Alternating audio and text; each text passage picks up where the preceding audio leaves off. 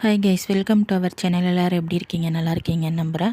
இன்றைக்கி நம்ம என்ன வீடியோ பார்க்க போகிறோம் அப்படின்னா, ஒரு ரெசிபி வீடியோ தான் பார்க்க போகிறோம். தக்காளி சாதம். இது வந்து பார்த்திங்க அப்படின்னா, நம்ம நார்மலாக சாப்பிட்ற தக்காளி சாதத்தை விட கொஞ்சம் டிஃப்ரெண்ட்டாக வந்து நான் வந்து செஞ்சுருக்கேன். இது வந்து செய்கிறது வந்துட்டு ஈஸி தான். டேஸ்ட்டு வந்துட்டு ரொம்பவே நல்லாயிருக்கும். இது செய்கிறது எப்படி, இதுக்கு தேவையான பொருட்கள் என்னன்னு சொல்லிட்டு பார்த்துடலாம் வாங்க. இதை செய்கிறதுக்கு வந்து பார்த்திங்க அப்படின்னா, ஃபஸ்ட்டு நல்லா பழுத்த தக்காளியாக வந்துட்டு ஒரு 2லேருந்து 3 தக்காளி எடுத்து வச்சுக்கோங்க. பெரிய தக்காளியாக இருந்துச்சு அப்படின்னா 2 போதும். நான் அளவு வந்து பார்த்தீங்க அப்படின்னா 2லேருந்து 3 பேர் சாப்பிட்ற அளவுக்கு மட்டும்தான் சொல்கிறேன். நீங்கள் எத்தனை பேருக்கு செய்கிறீங்களோ அத்தனை பேர்த்துக்கு வந்து பார்த்தீங்க அப்படின்னா குவான்டிட்டி இன்க்ரீஸ் பண்ணிக்கோங்க. இந்த மாதிரி பெருசாக 2 தக்காளி, இது வந்து பார்த்தீங்க அப்படின்னா 1/4 கிலோ இருக்கும். இந்த மாதிரி வந்துட்டு பழுத்த தக்காளியை எடுத்து 2 ஸ்கொயராக கட் பண்ணி வச்சுக்கோங்க. அது கூடவே ஒரு பெரிய வெங்காயம் நீட்டமாக கட் பண்ணி வச்சுக்கோங்க. ஒரே ஒரு பச்சை மிளகாய், கொஞ்சம் புதினா, கொத்தமல்லி, 1 1/2 டேபிள் ஸ்பூன் அளவுக்கு இஞ்சி பூண்டு பேஸ்ட்டு. இதுதான் வந்துட்டு இதுக்கு தேவையான பொருட்கள். அதுக்கப்புறம் வந்து பார்த்திங்க அப்படின்னா ஒரு பேன் வச்சுக்கோங்க. பேன் சூடானதுக்கப்புறமேட்டு தேவையான அளவுக்கு ஆயில் இல்லாட்டி கீ வந்து சேர்த்துக்கோங்க. சேர்த்துட்டு 1/4 டேபிள் ஸ்பூன் அளவுக்கு ஜீரகம் சேர்த்துட்டு நம்ம கட் பண்ணி வச்சுருக்க வெங்காயம், பச்சை மிளகாய், புதினா, கொத்தமல்லி இதையெல்லாம் சேர்த்து நல்லா இந்த மாதிரி ஃப்ரை பண்ணி விட்டுக்கோங்க. அதுக்கப்புறம் பார்த்திங்க அப்படின்னா இஞ்சி பூண்டு பேஸ்ட்டு சேர்த்துக்கோங்க. சேர்த்துட்டு நல்லா வந்து மிக்ஸ் பண்ணி விடுங்க. மிக்ஸ் பண்ணி விட்டுட்டு நம்ம கட் பண்ணி வச்சுருக்க தக்காளி வந்து ஆட் பண்ணிக்கலாம். தக்காளி ஆட் பண்ணிவிட்டு அதுவும் வந்து நல்லா வந்து மிக்ஸ் பண்ணி விடுங்க. நல்லா இது எல்லாமே வந்து பச்சை வாசனை போகிற அளவுக்கு வதங்கி வரணும். நம்ம போட்டிருக்க வெங்காயம், தக்காளி, இஞ்சி பூண்டு பேஸ்ட்டு இது எல்லாத்தோட பச்சை வாசனையுமே வந்துட்டு முழுசாக போயிருக்கணும். நீங்கள் வந்து ஸ்டவ்வை சிம்மில் வச்சுட்டு வந்துட்டு ஃப்ரை பண்ணுங்கள். ஏன்னா இஞ்சி பூண்டு பேஸ்ட்டு சேர்த்துருக்கிறதுனால உடனே அடி பிடிக்கும். இப்போ இதுக்கு தேவையான மசாலா பொருட்களை வந்து சேர்த்துடலாம். எல்லாமே நல்லா வதங்கினதுக்கப்புறமேட்டு ஒரு 1/2 டேபிள் ஸ்பூன் அளவுக்கு வந்து மிளகாய்த்தூள், 1/2 டேபிள் ஸ்பூன் அளவுக்கு மல்லித்தூள், 1/4 டேபிள் ஸ்பூன் அளவுக்கு மஞ்சத்தூள், ஒரு 1/4 டேபிள் ஸ்பூன் அளவுக்கு கறி மசாலா, தேவையான அளவுக்கு கல்லுப்பு. இது எல்லாத்தையும் சேர்த்துட்டு நல்லா வந்து மிக்ஸ் பண்ணி விடுங்க.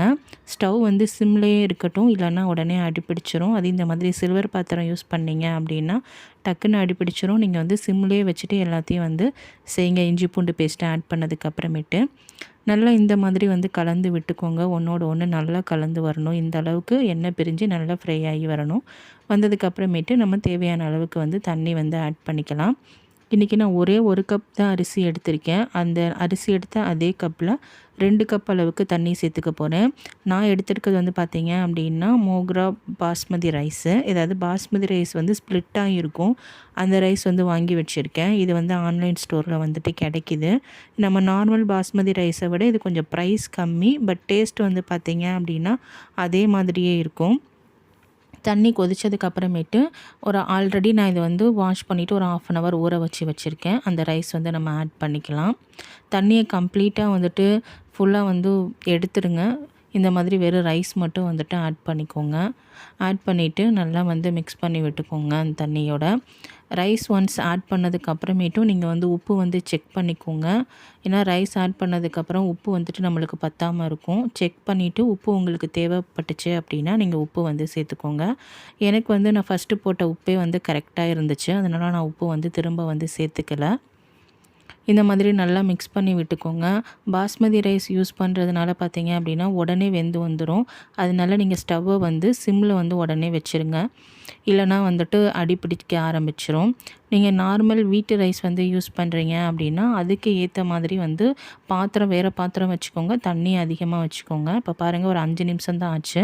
இந்த மாதிரி எல்லா தண்ணியும் ஃபுல்லாக எனக்கு அப்சர்வ் ஆகி வந்துடுச்சு. ரைஸும் வந்துட்டு ஒரு 90% வந்து குக் ஆகி வந்துடுச்சு. இப்போ லாஸ்ட்டாக வந்து பார்த்தீங்க அப்படின்னா நான் தேங்காய் பால் வந்து ஆட் பண்ணிக்க போகிறேன். இதோட டேஸ்ட்டை இன்க்ரீஸ் பண்ணிக்கிறதுக்காக, நல்லா க்ரீமியாக இருக்கணும் அப்படிங்கிறதுக்காக.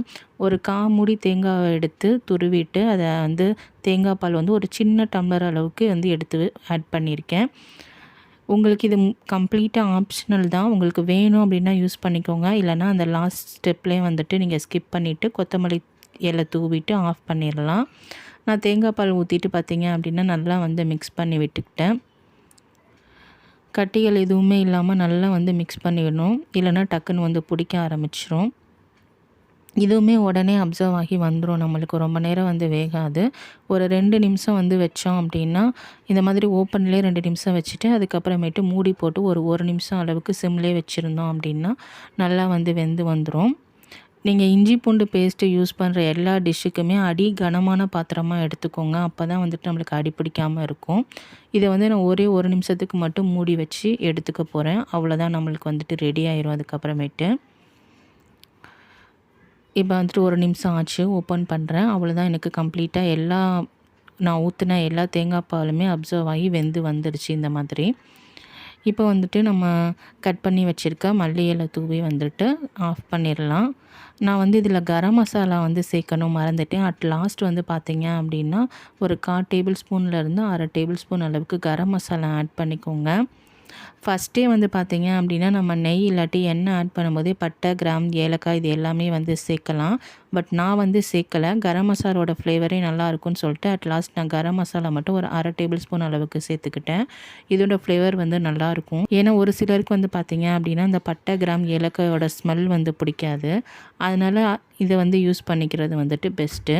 அவ்வளோதான், எல்லாமே வந்து மிக்ஸ் பண்ணி விட்டு நம்மளுக்கு ரெடி ஆகிடுச்சு. கரம் மசாலா சேர்த்து நீங்கள் சிம்லேயே ஒரு 2 நிமிஷம் வந்து வச்சுருங்க சாதத்தை. அதுக்கப்புறமேட்டு நீங்கள் ஆஃப் பண்ணி விட்டுருங்க. அவ்வளோதான், நம்மளுக்கு சர்வ் பண்ணுறதுக்கு ரெடி ஆகிடுச்சு. செஞ்சு பார்த்துட்டு எப்படி வந்துச்சுன்னு சொல்லிட்டு கமெண்ட்டில் என்னோட மறக்காமல் ஷேர் பண்ணிக்கோங்க. இந்த வீடியோ உங்களுக்கு யூஸ்ஃபுல்லாக இருக்கும்னு நம்புகிறேன். மறக்காமல் நம்ம சேனலை சப்ஸ்கிரைப் பண்ணி வச்சுக்கோங்க. நம்ம வீடியோக்கு ஒரு லைக் கொடுங்க. இன்னும் ஒரு யூஸ்ஃபுல்லான வீடியோவில் உங்களை வந்து மீட் பண்ணுறேன். Until take care and bye guys.